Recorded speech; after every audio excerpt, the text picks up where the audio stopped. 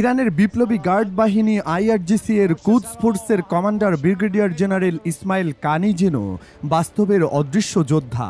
বারবার মৃত্যুর গুঞ্জনা ছড়িয়ে পড়েছে তাকে ঘিরে, আর প্রতিবারের সব জল্পনার অবসান ঘটিয়ে তিনি জনসম্মুখে হাজির হয়েছেন। এবারও তার ব্যতিক্রম হয়নি। গত 13 জুন ইরানে ইসরায়েলি হামলায় নিহত সামরিক কর্মকর্তা ও পরমাণু বিজ্ঞানীদের তালিকায় একাধিকবার ঘুরে বেড়ায় কুদস কমান্ডার কানির নাম। কিন্তু শনিবার সেই নিহত সহকর্মীদের জানাজায় নিজেই উপস্থিত হয়ে চরম বিস্ময়ের জন্ম দেন তিনি। জনসম্মুখে তার এই উপস্থিতি মুহূর্তে ভাইরাল হয় সোশ্যাল মিডিয়ায়, এবং তারপর শুরু হয় নতুন এক ধরনের গুঞ্জন।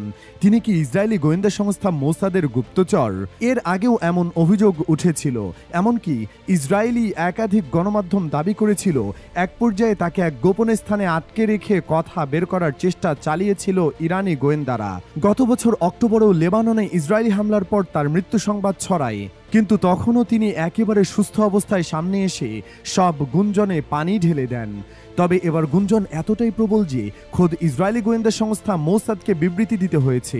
সোমবার ফার্সি ভাষায় তাদের অফিসিয়াল এক্স অর্থাৎ টুইটার অ্যাকাউন্ট থেকে একটি পোস্টে জানানো হয়, ইসমাইল কানি আমাদের কোনো এজেন্ট নন। মোসাদ জানিয়েছে তিনি প্রতিবার ইসরায়েলি হামলা থেকে অলৌকিকভাবে বেঁচে যাওয়ায় পশ্চিমা সংবাদ মাধ্যমে এসব জল্পনা ছড়িয়েছে।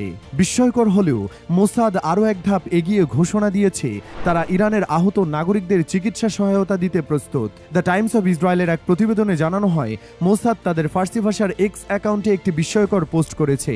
সেখানে বলা হয়েছে যুদ্ধবিরতি এখন কার্যকর হয়েছে, আর এই সময় আমরা দেখছি শাসক গোষ্ঠী তার জনগণের ক্ষত চিন্তায় নয়, বরং উচ্চশিক্ষা প্রতিষ্ঠানের দিকে মনোযোগী। এ অবস্থায় আমরা চাই আহত ইরানি নাগরিকরা যেন চিকিৎসা সেবা পায়। মোসাদ বলছে যুদ্ধ আক্রান্ত ইরানিদের জন্য তারা বিশেষজ্ঞ ডাক্তারদের মাধ্যমে প্রাথমিক চিকিৎসা থেকে শুরু করে বিভিন্ন সহায়তা দিতে প্রস্তুত। যোগাযোগের মাধ্যম হিসেবে তারা ইরানিদেরকে হোয়াটসঅ্যাপ, টেলিগ্রাম বা সিগন্যাল ব্যবহার করতে বলেছে। তবে এই চিকিৎসা সহায়তা কিভাবে বাস্তবায়িত হবে তা স্পষ্ট নয়। বিশ্লেষকরা বলছেন মোসাদের এই ঘোষণার মধ্যেও কৌশলগত বার্তা লুকিয়ে রয়েছে। প্রশ্ন উঠেছে, ইরানি জনগণের প্রতি এমন সহানুভূতির আড়ালে কি অন্য কিছু আছে?